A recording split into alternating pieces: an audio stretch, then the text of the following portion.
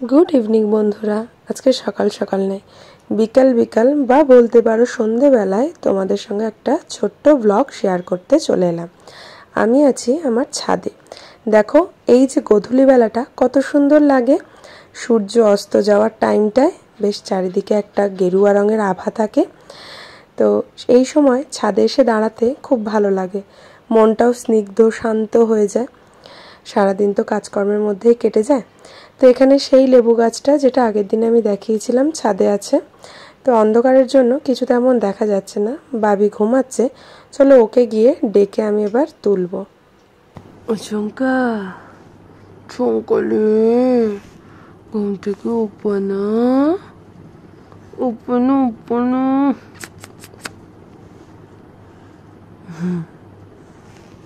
ওঠোই দেখো, ওতো ওতো ওতো ওতো কই এই বাচ্চা ওতো ওতো ওতো শোনা ওই সন্ধ্যে দেওয়া হচ্ছে। ওঠ ওঠ ওতো ওতো ওতো ওতো ওতো ওতো ওতো ওতো ওতো ওতো ওতো। আমার ঠাকুরঘরটা আমি আমার অনেক আগের ব্লগেই দেখিয়েছিলাম, তবুও আবার একবার তোমাদের সঙ্গে শেয়ার করলাম।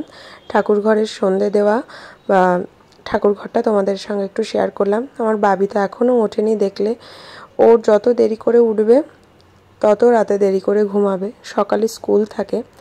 তো যাক, ও ঘুমাক, একটু পরে উঠে যাবে একা একাই। তো নিচে এসে গেছি, চা করব, বাবির জন্য দুধ জাল বসিয়েছি আর এখানে একটু চা করব। আজকে ইচ্ছা হচ্ছিল বেশ দারুণ করে মুড়ি মাখবো আর চা আর মুড়ি কম্বিনেশনটা কিন্তু প্রত্যেকটা বাঙালি বাড়িতে সন্ধেবেলা দারুণ, মানে টিফিন হিসাবে এই সাধারণ জিনিসটা অসাধারণ লাগে খেতে। তাই আজকে মনে করলাম যে একটু মুড়ি মাখা আর সঙ্গে দুধ চা।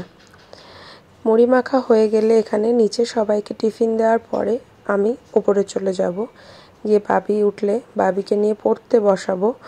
ওর অনেক হোমওয়ার্ক থাকে, অনেক পড়ার চাপ বেড়েছে। তো সেই জন্য আমার মাথায় প্রেশার থাকে, তার উপর সকালবেলায় স্কুল থাকে। আমি কিন্তু আমার বাচ্চাটাকেও সন্ধেবেলা মুড়ি মাখাই দিই, মানে প্রত্যেক দিন দিই না, আমরা যদি আমাদের জন্য বানাই তো ওকেও আমি মুড়িই দিই। ও মুড়ি খেতে খুব ভালোবাসে, আর সত্যি কথা বলতে মুড়ি জিনিসটা খুব ভালো। শুধু মুড়ি চানাচুর দিয়ে খেলেও ও তাই খাবে। তো এখানে ওর বড়দি ভাই আমি মুড়ি খাচ্ছি, আর ছোট্ট বাটিটা আমার বাবির জন্য রেখেছি। ও উঠে মুড়ি খেয়ে পড়তে বসবে। এখানে পড়তেও বসে গেছে, লেখালেখি প্রশ্ন আমার, আর মানে বকতে বকতে ওর পিছনে সময়টাই চলে যায়। যাই হোক, আজকের ব্লগটা আর বেশি বাড়াবো না, এখানেই স্টপ করব। ছোট ব্লগ। সবাই ভালো থেকো, সুস্থ থেকো, দেখা হচ্ছে পরের কোনো নতুন ব্লগে।